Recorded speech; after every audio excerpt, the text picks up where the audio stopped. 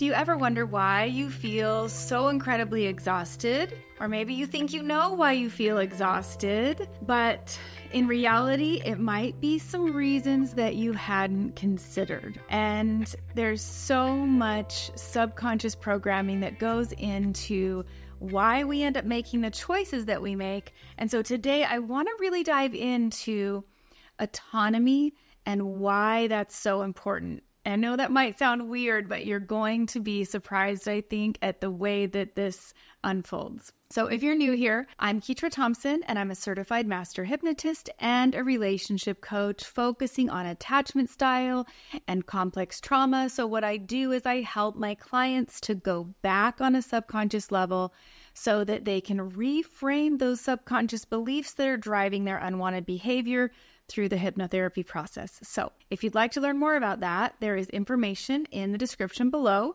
where you can set up a completely complimentary consultation call so I can hear about what is going on with you, hopefully help you get some clarity on it, and give you my best recommendation. So you'll want to check that out.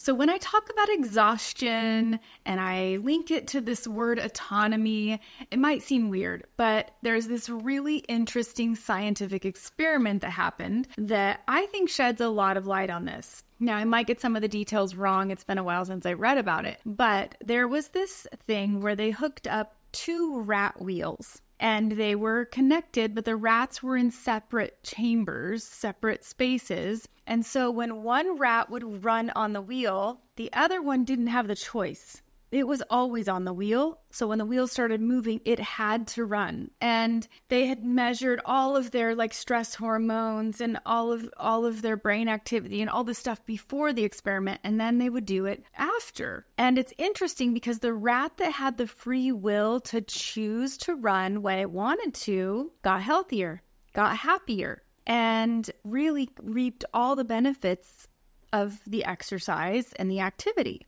But this rat over here that did not have the choice, that wheel started moving and he just had to run. There was no option. That rat did not have the same benefits, did not get the health benefits from the movement and the exercise.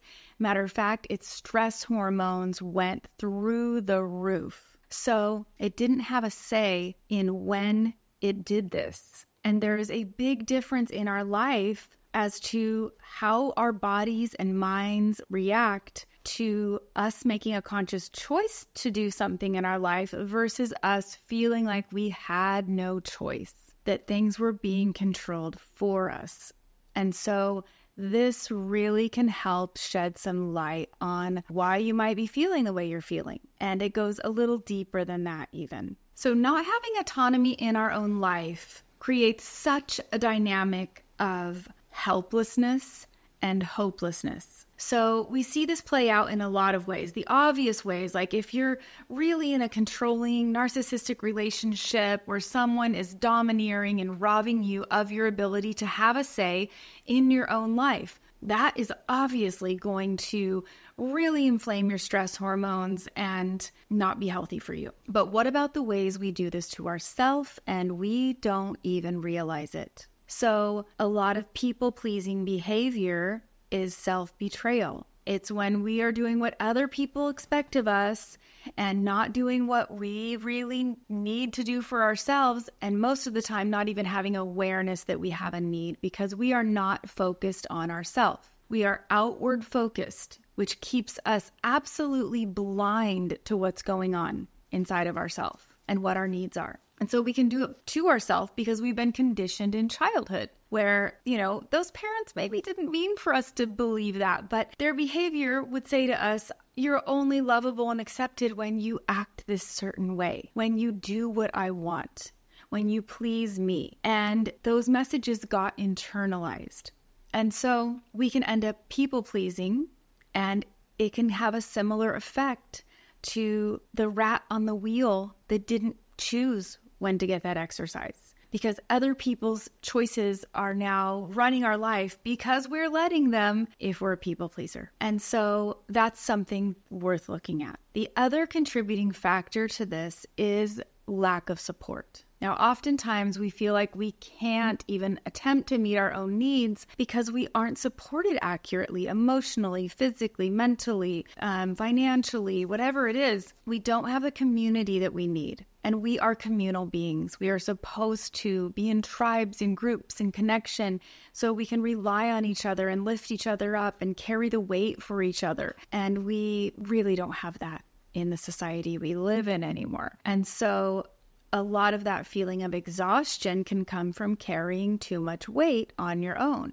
And that really gets exacerbated by this hyper-independent view that a lot of people take on, especially in childhood, where we believe that we are the only ones who can handle anything. We solve all of our problems on our own. We don't collaboratively solve problems with other people. We don't bring them into our world. We push them away, we pull back, we solve the problem, and then we come back. A lot of times that happens when someone was raised in a home where their feelings weren't validated, when there wasn't collaboration, there wasn't problem solving that happened together. You felt more like a burden if you brought your problem to someone, so you just learned to do it on your own. But that feels like too much weight to carry, and it's weight you're not really choosing to carry initially, just like the rat didn't choose to get the exercise. But eventually we are making that choice when we continue to let our fear of connection keep us from letting other people in. So you can see how this all sort of ties to this simple little experiment with these rats, and how our stress levels are really tied to our autonomy and our ability to choose in life. Now, if you're someone who struggles to let people into your life, to let them support you, help you when you need it, problem solve with you, or you just feel like you can't speak up in your own life, you can't have a voice in your own life, then my guess is you are feeling pretty exhausted.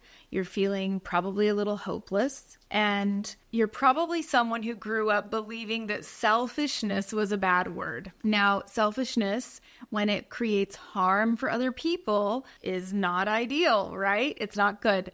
But selfishness, where we are tuning into what we need, aware of our own needs, communicating those to others, and being real with ourselves, not expecting ourselves to be superhuman, being so self-reflective that we have awareness. That kind of selfishness is important. And it is important that we are selfish enough that we advocate for our needs and we meet our needs to the best of our ability. Now, none of us can meet all of our needs on our own. That is just not true. It's not scientifically true. The research does not support that. So no matter how much you want to be fully 100% independent, we just aren't as human beings.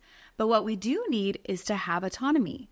So if we don't have autonomy in our life, if we don't have the ability to stay because we want to stay, then that's a bit of a problem. Now we feel trapped. So you can even look at the dynamic of, a submissive wife dependent on her husband. That dynamic is very unhealthy.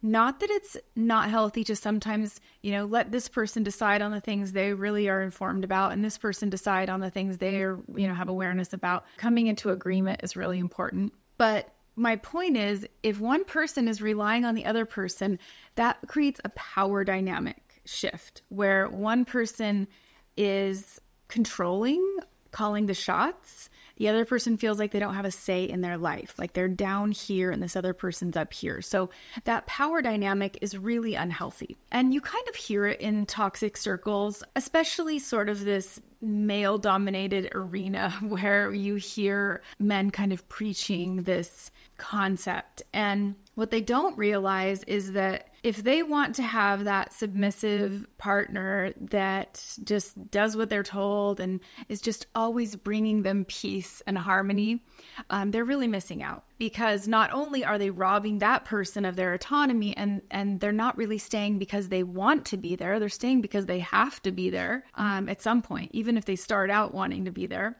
But they also are missing out because it's not sharpening them either. They're not problem solving together, which means they're not creating the vasopressin they need to have all the oxytocin and other really good chemicals to balance themselves out, because they are not accepting influence. And when we don't accept influence from the people around us, that creates an issue too. So it's a little side note from this autonomy thing. But my point is, we need to have the autonomy to choose what we want in life, because we're made to be creative beings. We're made to be expressive and creative in our own life, creating our own little world, our own dynamic, our own choices.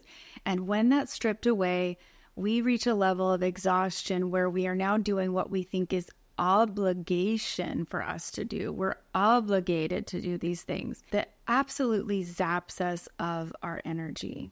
So let's talk for just a minute about how this is happening subconsciously. So our subconscious mind is programmed really from birth to age 7. We are basically in hypnosis. We're in the theta brainwave state, and we're assigning meaning to everything we experience. But we don't have very much discernment. We don't have life experience to tell us, oh, maybe that person didn't mean that, right? We're taking things very personally. And we're using those belief systems to write this blueprint in our subconscious mind. Now, our subconscious mind controls over 95% of everything we think, feel, and do. So what that means is it's really running the show of our life. It's like a record playing on repeat in the back of our mind. So you might not even think there's anything wrong with some of these beliefs that you have because you're so used to them. They've been playing in the back of your mind forever. They seem normal, they seem reasonable, they seem fine, right? But they aren't necessarily fine. If they are keeping you in a place of self-betrayal, if they are keeping you in a place of people-pleasing, if they are keeping you in a place of not taking power back in your own life so you can have autonomy, which means you're being stuck in codependence, then they aren't doing you any favors. They might be drawing you into connections and relationships that feel familiar based on your upbringing or learned helplessness or something like that. So we really need to address what those programs are. We don't want to just let that record keep playing in the background of our mind because it's going to keep repeating the same pattern. So you have to be able to shift that. And of course, the most profound way to shift that in the fastest way is through the hypnotherapy process. So in that process, we go back to where you formed that belief, reframe that subconsciously, and then you get to redefine who you are and who you want to be so that you can actually create the life and the love that you want. So it is incredibly profound to address that stuff subconsciously. We can create a mess of our lives based on subconscious stuff that we don't even know. Like choice after choice after choice that leads us into another situation with another person that puts us in a place of powerlessness, of codependency, of people pleasing, of being terrified of letting the mask we decided to wear fall and letting our vulnerability be seen. And all of that robs us of the ability to truly have people in our life that can support us, that we can support, that can be mutual and respectful and actually fulfill our needs. Because if we connect with someone based on a falsehood, that just makes those beliefs worse inside of us, where we think, well, this is who they think I am. I have to keep up this front. I have to keep performing this way to get them to continue to accept me. And it just simply isn't true. So here's some things you can do about that right now. First of all, you can get curious about what you're afraid that other people will find out about you. The things where you hold back, ask yourself, what is it I'm afraid they're going to see in me? What am I afraid they're going to reject? What could be embarrassing to me? What do I feel shame about? Start getting curious. And as you get curious about these things, instead of going into that shame spiral, the second thing that I really, really encourage people to do is have a lot of self-compassion. You are a human being learning along the way just like everybody else. And you are allowed to have some self-compassion, allowing yourself to be imperfectly perfect, allowing yourself to be human. And as you do that, you'll find that you will stop trying to control the people around you so much. When you are not beating yourself up with your own negative mental dialogue, you learn to stop controlling the people around you. So that